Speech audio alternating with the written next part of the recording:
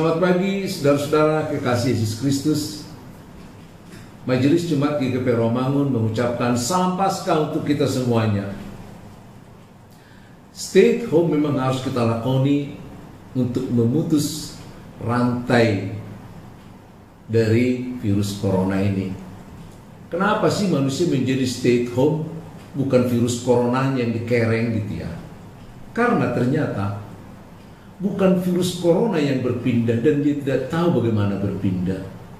Sebenarnya yang memindahkan mereka adalah manusia itu. Makanya mulai dari cara bernapas kita dan bergerak kita bertemu dengan orang lain harus dibatasi supaya virus yang berbahaya ini jangan berpindah dari kita ke orang lain. Maka stay at home harus kita lakukan dengan cara yang bertanggung jawab, di mana kita harus bekerja dari rumah, belajar dari rumah, sudah semakin dipersiapkan melalui radio, melalui televisi, belanja dari rumah, bahkan beribadah di dalam rumah juga, sehingga kita diangkat menjadi para pelayan di tengah-tengah rumah tangga. Ada banyak hikmahnya memang. Oleh karena itu, kalau kita menjaga jarak dengan sesama manusia, maka kepada Tuhan tidak boleh demikian, harus menjadi sebaliknya. Perhatikan, jangan sampai ada jarak antara kita dengan Tuhan. Saudara-saudara, sapaan rohani kita pada pagi hari ini akan mengambil tema kebangkitan Kristus menjadi jaminan kebangkitan manusia. Sebagaimana tertulis dalam 1 Korintus 15 ayat yang ke-20, demikian firman Tuhan. Tetapi yang benar ialah bahwa Kristus telah dibangkitkan dari antara orang mati sebagai yang sulung dari orang-orang yang telah meninggal. Saudara-saudara, akhirnya saya menyimpulkan bahwa kematian itu adalah suatu misteri. Dari beberapa artikel dan buku yang saya baca menyimpulkan bahwa kematian adalah suatu misteri. Kenapa dikatakan misteri?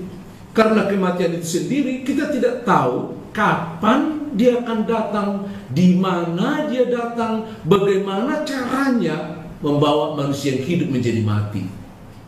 Orang terheran-heran semuanya. Ada orang yang sudah lama sakit, sakit belum tentu menjadi kematian loh. Karena ada orang yang sakit udah berbulan-bulan hanya minum seteguk air aja, bisa berbulan-bulan bisa dia hidup hanya dengan cara seperti itu. Bandingkan ada orang yang sehat, yang masih berolahraga paginya, nggak lama kemudian tumbang mati. Kapan, di mana, bagaimana? Nggak tahu kita bagaimana itu bisa terjadi. Tapi sangat realistis kan? Serealistis kita sering melihat orang yang mati. Keluarga kita, masyarakat yang kita kenal, bahkan kita tidak jarang turut menangis. Apalagi itu kalau dekat dengan keluarga kita, sahabat kita, dan lain sebagainya. Gak ada yang bisa menerangkan kematian. Maka kita bersyukur sebagai anak-anak Tuhan yang ada di dalam Yesus Kristus. Ternyata Alkitab, Bible menceritakan kepada kita, mengungkapkan kepada kita tentang kematian itu. Diungkapkan. Mengapa? Karena hanya di dalam Alkitab diceritakan bagaimana kematian itu. Ya. Mengapa hanya dalam Alkitab? Karena yang berbicara di dalam Alkitab itu adalah Allah yang menciptakan manusia itu. Allah yang pernah berjanji kepada Abraham. Allah yang memperkenalkan diri kepada Musa dengan nama Yahweh. Percaya enggak? Dia memperkenalkan diri, aku adalah Yahweh. Akulah yang satu-satunya yang ada, yang lain itu ciptaan. Ya. Dia menceritakan kepada kita bagaimana manusia diciptakan segambar dengan dia. Kapan manusia itu diciptakan? Untuk apa manusia itu diciptakan? Diceritakan. Bahkan dia juga menceritakan bagaimana kematian itu. Karena pelanggaran. Maka di dalam Tuhan kematian itu bukan akhir dari kehidupan, melainkan sebuah peristirahatan. Kalau mau kita lihat dalam Alkitab, peristirahatan. Iya. Peristirahatan antara keterbatasan tubuh manusia secara lahiriah yang terus menua, akhirnya merosot dan kemudian mati. 2 Korintus 4 ayat yang ke-16. Sehingga mengalami kematian. Dia mati sampai kedatangan Yesus yang kedua kali. Ya, ketika Tuhan Yesus datang yang kedua kali, saat orang-orang yang mati akan dibangkitkan. Coba perhatikan 1 Korintus 15 ayat yang ke-51 dan 52. 1 Korintus 15 ayat yang ke-51 dan 52 dikatakan demikian.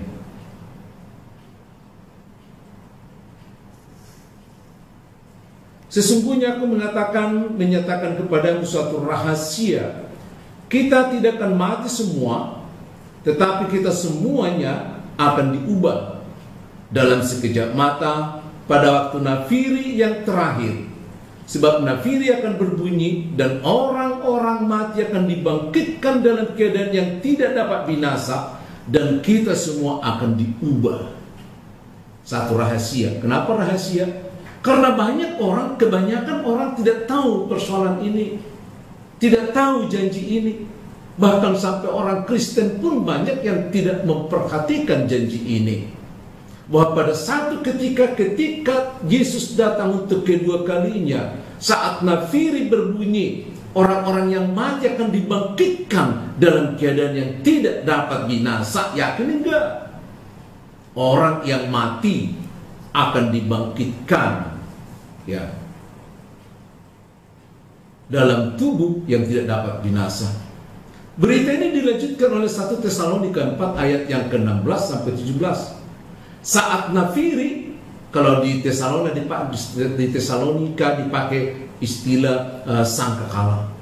Kalau sangkakala berbunyi, Tuhan Yesus turun dari surga, dan mereka yang mati di dalam Kristus akan lebih dulu dibangkitkan. Lebih dulu dibangkitkan. Ayat yang ke-17, sesudah itu yang masih hidup kemudian diubah. Dan kembali ke 1 Korintus 15 ayat 51, akan diangkat bersama-sama menyongsong Tuhan di angkasa. Dengan demikian kita selama-lamanya bersama dengan Tuhan. 1 Tesalonika 4 ayat yang ke-14. Itu sebabnya dari awal kami sebutkan, kematian bukanlah sebuah akhir, bukan dead end, tapi sebuah penantian. Jadi kematian itu adalah sebuah penantian dari keterbatasan tubuh manusia sampai kepada kematiannya, sampai kedatangan Yesus yang kedua. Karena pada kedatangan Yesus yang kedua ada peristiwa rahasia yang tidak dipahami dunia, yang hanya ada di dalam kitab suci kita, diceritakan secara mendetail. Apa itu? Maka kematian itu tidak selalu dikatakan sebagai kematian, tapi justru dalam dunia kekristenan dikatakan orang yang mati adalah orang yang beristirahat di dalam damai. Rest in peace, bukan mati. Dan itu dibawa sampai ke dunia Batak, ke Indonesia ini. Orang yang mati, kan bagi orang Batak nggak pernah dikatakan dison mate, tapi dikatakan dison marajian, artinya beristirahat. Ada nggak orang yang mati beristirahat? Orang yang mati ya mati. Tapi orang yang beristirahat adalah betul-betul adalah orang yang hidup. Karena bagi Tuhan, Yohanes 11 ayat yang ke-25 dikatakan, akulah terang dan hidup. Barang siapa percaya kepadaku, ia akan tetap hidup walaupun mati. Itu juga sebabnya orang percaya tidak menabur air mata di jenazah orang yang dikasihinya. Kalau di barat ya, mereka justru menabur bunga dalam berbagai bentuk. Ada bunga papan, ada bunga tabur, ada salib, ada krans bunga yang melingkar dan lain sebagainya. Kenapa? Karena mereka ingin menggambarkan betapa tingginya pengharapan mereka akan kebangkitan orang mati itu, seperti bangkitnya bunga-bunga yang mekar pada musim semi sekitar bulan 5 di Eropa, di Jepang, di Amerika dan lain sebagainya. Pada awal musim semi itu di Jepang akan bangkit bunga-bunga yang sangat indah. Dan juga di Belanda akan bangkit bunga-bunga tulip dari tanah itu. Di Amerika akan bangkit bunga ros dan lain sebagainya. Itu muncul dari tanah itu. Maka mereka berharap, dan itu keyakinan mereka, bahwa orang yang mati itu bukan menjadi satu akhir, tapi menjadi awal bagaimana dia akan dibangkitkan kembali seperti janji Kristus, seperti janji Tuhan, sebagaimana kita harapkan dari Dia. Namun banyak orang yang tidak percaya. Banyak orang tidak percaya, dikatakan, bagaimana itu mungkin? Ya, bagaimana itu mungkin orang mati yang sudah hancur, yang sudah busuk, masih bisa dibangkitkan? Kadang-kadang aku bertanya begini, kan bagi Tuhan gak ada mustahil. Bahkan orang non-Kristen juga menyanyikan itu. Bagi Tuhan tiada yang mustahil. Masa bagi orang Kristen yang percaya Allah yang Maha Kuasa, kok masih ada yang mustahil bagi dia? Aneh ya. Ya. Tapi di luar itu, saya selalu mengatakan begini, ingat enggak? Manusia pertama kan dibentuk dari tanah, menjadi patung. Kemudian dihembuskan napas kehidupan menjadi hidup. Tetapi oleh karena dosa itu kemudian dia dihukum. Dihukum bukan hanya berpeluh mencari makan, tapi masih ditambah dengan sampai engkau kembali menjadi debu, karena engkau diambil dari debu. Dia kembali ke sana. Oleh karena itu, kalau Tuhan mau menghidupkan manusia yang sudah mati dari debu itu, apa susahnya? Dan itu yang dijanjikannya, dan itu juga yang mau dibuktikannya. Baik oleh Lazarus yang dibangkitkan, baik oleh orang-orang yang mati sebelumnya dibangkitkan oleh Tuhan Yesus, mau membuktikan tubuh yang kaku, yang sudah membusuk ini bisa dibangkitkan kembali. Ya, bisa akan dibangkitkan kembali. Bahkan orang yang mati di laut sekalipun dibangkitkan pada kedatangan Tuhan Yesus yang kedua. Yakin enggak? Ayo kita baca dari Wahyu ke-20 ayat yang ke-13. Di sana dikatakan, laut akan menyerahkan orang-orang yang mati di dalamnya. Laut aja menyerahkan, apalagi hutan-hutan. Di sana banyak tentara-tentara yang mati dan lain sebagainya. Semua akan dikeluarkan atas nama kuasa Tuhan, karena tidak ada yang mustahil bagi Tuhan. Hanya yang perlu kita lihat adalah bagaimana roh Tuhan yang menghidupkan Yesus dari antara orang mati itu. Kalau roh itu ada di dalam kita, maka roh itu juga akan membangkitkan tubuhmu yang fana, katanya. Tubuhmu yang fana itu. Karena banyak tokoh-tokoh yang baik, tapi kita percaya kepada Kristus karena dia dapat bangkit dari antara kematian, dan sekaligus memberikan janji bahwa kebangkitannya menjadi kebangkitan bagi kita, karena kebangkitan Kristus adalah merupakan kebangkitan yang sulung dari antara orang yang bangkit dari kematian. Tahu kan artinya sulung? Di fakta kebangkitan sebelumnya sudah saya selipkan masalah itu.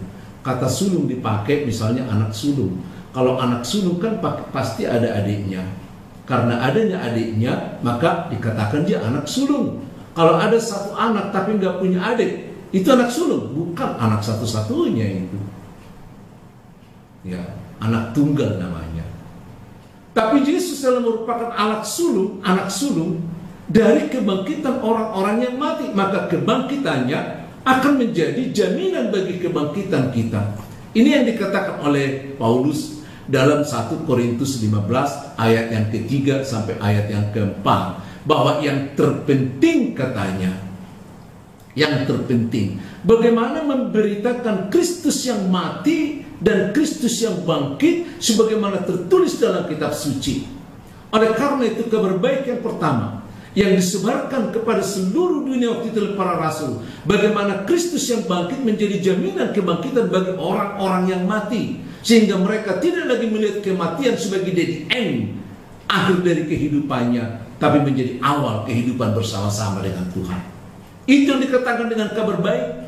Dan itulah Injil itu, kabar baik, kabar di mana orang yang mati akan dibangkitkan kembali dan akan dibawa bersama-sama dengan Kristus. Untuk itu juga Kristus sudah berjanji, aku pergi menyiapkan tempat untukmu, karena di rumah Bapakku banyak tempat.